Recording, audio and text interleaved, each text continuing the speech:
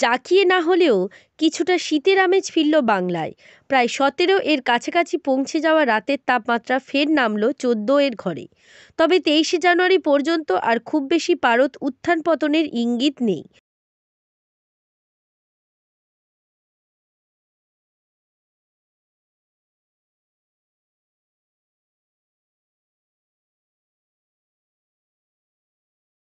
২৪শে জানুয়ারির পর আরও সামান্য পারদ পতন হতে পারে।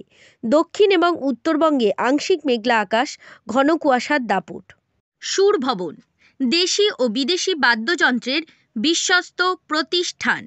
গার্লস স্কুল রোড, রায়ভিলার প্রথম গলি, ডায়মন্ড হারবার। দক্ষিণবঙ্গে হালকা থেকে মাঝারি কুয়াশা, কলকাতা সহ রাজ্যের বাকি জেলাতে। সকালে কুয়াশা থাকলেও বেলা বাড়লে আংশিক মেঘলা আকাশ।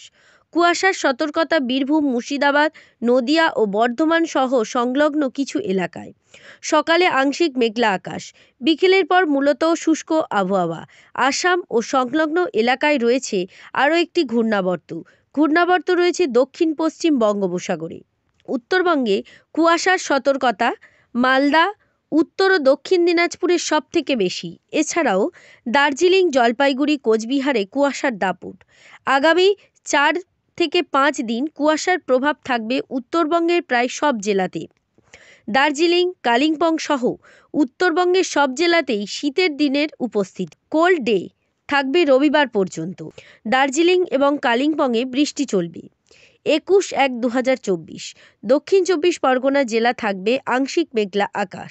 দিনে সর্বোচ্চ তাপমাত্রা থাকবে ১৯ ডিগ্রি সেলসিয়াস, সর্বনিম্ন ১৪ ডিগ্রি সেলসিয়াস। বাতাসে আপেক্ষিক পরিমাণ থাকবে ৭৯%। ঘন্টায় ১২ কিলোমিটার বেগে ঠান্ডা বাতাস বইবে। ব্যুরো রিপোর্ট, জেলার বার্তা।